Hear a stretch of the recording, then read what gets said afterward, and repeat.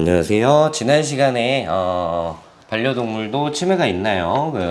있다면 어떻게 진단을 할까요? 하는 부분에 대해서 도움을 드리려고 영상 준비해 봤었는데요.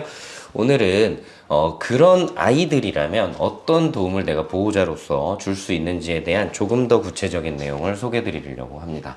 사람과 마찬가지인데요. 치매는 아주 특별한 치료법이 있어서 완치를 목표로 치료하는 질병은 아닙니다. 그만큼 예방과 진행의 지연을 통해서 아이에게 삶의 질 향상을 가져다 주는 게 일단은 첫 번째일 텐데요. 치매를 어떻게 예방하느냐, 사람과 좀 흡사합니다. 사람도 연세 드신 분들 자꾸 머리 쓰셔야 된다. 뭐 예를 들면 막 고소득도 치시고 운동도 꾸준히 하시고 이런 부분들이 도움이 된다고 이야기하는데요. 운동 같은 경우 우리 몸을 컨트롤하는 면에 있어서 우리가 계산하지 않아도 뇌에서 균형 감각이나 속도, 어떤 관절의 움직임 이런 것들을 복합적으로 컨트롤하기 위해서 뇌의 사용량을 늘려주는 거죠. 강아지도 마찬가지의 방법이 도움이 될 수 있겠습니다. 가장 대표적인 방법은 강아지 역시 나이 들면 운동 능력이 좀 떨어지고 그러기 때문에 산책을 통해서 걸어 다니면서 여러 가지 자극들을 느끼고 강아지 같은 경우는 사람보다 후각 자극을 통해서 머리를 많이 쓰기 때문에 이왕이면 다채로운 냄새 같은 것들, 물론 악취를 얘기하는 건 아니고 풀이나 꽃 같은 거 많은데 가서 산책 자주 하고 날씨 변화를 느끼게 하고 그리고 지나다니면서 다른 동물이나 사람들과의 상호작용을 계속 시켜주시면 그 부분이 뇌에 계속 자극이 돼서 인지장애가 진행하는 속도를 좀 늦추는데 도움이 가장 많이 될 것 같고요. 그리고 나이가 들어간다는 것은 뇌뿐만 아니라 관절이나 여러 가지 내장 장기들의 기능이 조금 퇴화할 수밖에 없다는 걸 의미하기 때문에 그에 맞는 영양 공급과 체중 관리가 아주 도움이 될 수 있겠습니다. 예를 들자면 너무 마른 아이들은 근육이 위축되고 근육이 너무 없어서 질병에 노출되기가 쉬울 거고요. 체중이 너무 많은 아이들은 그에 맞게 움직임이 더뎌지고 게을러지고 대사성 질환, 즉 고지혈증이나 고혈압, 당뇨 이런 것들에 노출되기 쉽기 때문에 뇌기능 저하에 영향을 주게 되는데요. 적절한 몸매를 유지하고 움직이는 의지를 갖게 건강하게 유지하는 것이 결국은 인지장애 증후군의 진행 역시도 막아주는 좋은 예방법이 될 수 있겠습니다. 그리고 또한 항산화제나 오메가3 같은 영양제를 잘 급여하시는 것도 도움이 될 수 있는데요. 그 중에 오메가3는 관절염도 예방을 해주고 아이가 꾸준히 움직일 수 있게 하는데도 도움이 되니까 저 같은 경우는 10살 넘은 노령견들에게는 추천을 꽤 하는 편이고요. 물론 아이에게 맞는 제품을 잘 골라서 선택하셔야겠죠.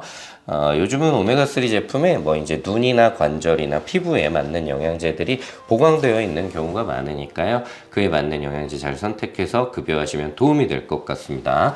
그리고 요즘 CBD 오일이라고 해서 여기 풀어서 이야기하면 햄프시드 오일, 대마씨 오일이라고 하는데 그런 것들이 시중에 판매가 되기 시작했어요. 대마씨 오일은 이제 여러 가지 연구들을 통해서 사람한테도 그리고 강아지한테도 노령의 동물들에서 특히 도움이 될 수 있는 성분을 가지고 있는데요. 물론 이제 대마 껍질이 함유되어 있는 경우는 우리가 흔히 생각하는 그 나쁜 대마 있죠. 그런 부분일 수 있으니까 시중에서 믿을 수 없는 경로를 통해서 입수한 CBD 오일은 추천드리지 않고요. 정확하게 허가업체를 통해서 뭐 수입이나 제작 판매가 되는 제품을 꼭 사용을 해주셔야 됩니다. 그런 제품 같은 경우는 껍질을 잘 제거하고 씨에서 오일만 잘 추출해서 아이에게 급여할 수 있도록, 그리고 특히나 이런 경우 과량 투여나 소량 투여에 같은 경우는 효과를 낮추거나 부작용을 일으킬 수 있기 때문에 업체에서 용량 같은 것들을 정확하게 제시해 주기 때문에 비교적 안전하게 먹일 수 있을 것 같고요. CBD 오일 같은 경우는 뭐 예를 들면 경련하고 있는 아이들의 경련을 좀 완화시킨다든지 분리불안이나 예민해져 있는 아이들의 어떤 스트레스를 완화해 준다든지 그런 기능이 있는데요. 대부분 인지정액 증후군 아이들이 보호자와 함께 삶의 질의 저하를 겪는 가장 큰 문제가 잠을 잘 못 자는 부분이에요. 계속 돌아다녀도 마찬가지고 짖거나 해도 마찬가지고 이동 경로를 잘못 설정해서 자꾸 부딪히고 다녀도 보호자분께서는 마음 편히 쉬실 수 없겠죠. 아이가 자꾸 다칠 수 있으니까요. 이런 부분들에 대해서 아주 특별한 효과가 있다기보단 대부분 예를 들자면 이런 거죠. 밤새 짖던 애가 오늘은 그래도 3, 4시간 잘 자더라. 아니면 매일 부딪히고 돌아다니던 애인데 그래도 좀 덜 부딪히고 길을 잘 찾더라. 이런 정도의 완화 효과를 기대하고 먹여보시는 건 도움이 될 것 같고요. CBD 오일도 마찬가지입니다. 시중에 판매되고 있는 건 저용량인 경우가 많아요. 왜냐면 고용량이면 보호자분 임의로 먹였을 때 위험할 수 있기 때문에 업체에서도 저용량으로 판매하는 경우가 많고요.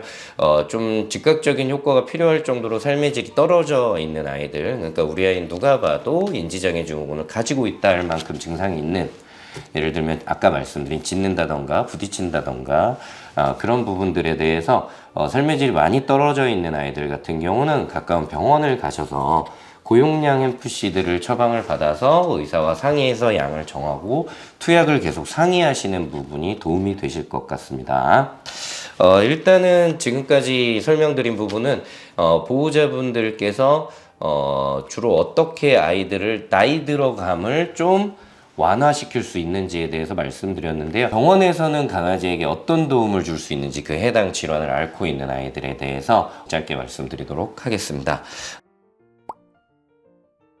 흔히 이제 보호자분들께서 우리 아이가 치매인데 병원 간다고 뾰족한 수가 있겠어? 라고 생각하기가 좀 쉬우실 것 같아요. 실제로 어떤 치료가 예를 들어 구토나 설사를 해서 그 치료에 낫게 하는데 길면 뭐 2, 3주, 짧으면 하루 이틀만 해도 아이가 좋아지는데 반해서 치매는 그게 좀 더디죠.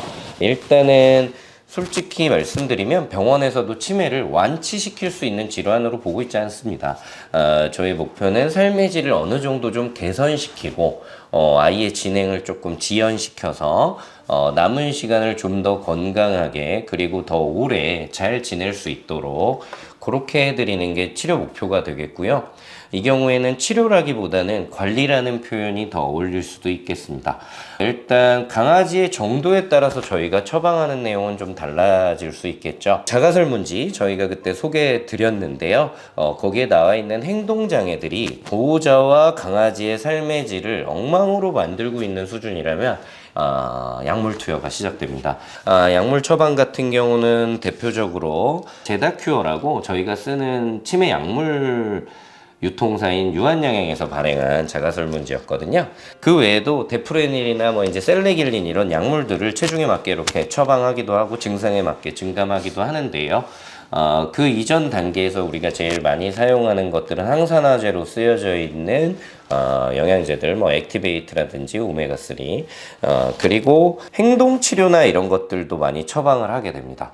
예를 들자면 이제 보호자분과 깊은 면담을 통해서 산책 주기나 혹은 강아지와 함께 보내는 시간에 삶의 질을 파악하고 경우에 따라서는 아이를 좀 진정시킬 수 있는 약물들은, 그러니까 치매를 직접적으로 치료한다기보다는 아이의 긴장과 불안을 완화시켜서 덜 짖게 하고 잠을 푹 자게 하고 그걸 통해서 보호자분과의 관계의 악화를 좀 막아드리고 강아지 스스로도 체력을 회복할 수 있게 해주는 거죠. 그런 치료를 한다든지, 그리고 특정 어떤 행동의 반복이나 이런 걸로 인해서 외상이나 근골격계의 질환이 발생했다면 해당 부위에 대한 물리치료를 진행해서 아이의 어떤 기능장애를 좀 연장시키는 방법들. 그리고 이제 가장 중요한 것은 인지장애 증후군을 가졌다고 해서 다른 병들이 없는 것은 아니거든요. 그리고 인지장애 증후군이라고 너무 폭넓게 보호자분들이 생각하시기 때문에 숨어있는 질병 때문에 나타난 증상일 가능성에 대해서 평가하는 것이 제 생각에는 가장 중요한 작업인 것 같습니다.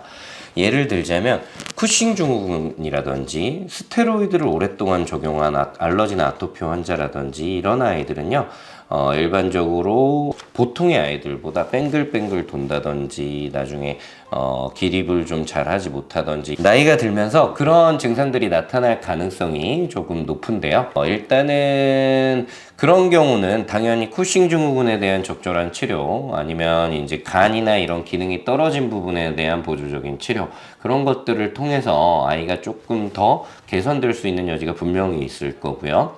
그리고 MRI 촬영을 통해서 진단이 안 된다 이렇게 이제 뭐 정할 수 있는 것은 아니지만 의외로 뇌 경색이나 뇌 위축 같은 것들이 MRI로 실제로 확인되는 경우가 많기 때문에 전체적인 검진을 통해서 아까 말씀드린 쿠싱 증후군과 같은 대사 증후군 외에도 실제로 뇌 질환이 있는 것은 아닌지, 그런 경우는 당연히 여러 가지 다른 약물들이 사용이 되겠죠.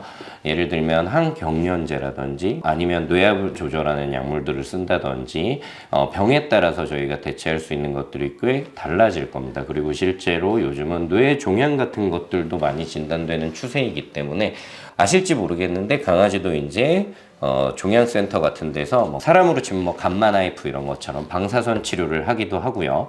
그리고 실제로 저희 병원에서도 항암 치료를 많이 진행하고 있는데요. 그런 치료를 통해서 실제 치매가 아니라 다른 질병으로 통해서 아이가 이런 삶의 질 저하를 겪고 있는 걸 몰랐구나 하고 나중에 진단되고 적극적인 치료를 통해서 아이의 삶의 질이 개선되는 경우도 꽤 있다는 점을 보호자분들께서 꼭 아시고, 치매일 수도 있고 아닐 수도 있지만 일단은 인근에 믿을 수 있는 병원을 찾아가셔서 수의사 선생님과 깊은 상담을 통해서 우리 아이들의 건강 계획을 충분히 새로 수립하고 그대로 실행해 나가시면서 아이의 보호자가 되실 수 있다는 점을 잘 아셨으면 좋겠습니다. 오늘 내용 도움 되셨기를 바라면서 인사드리겠습니다. 시청해 주셔서 감사합니다.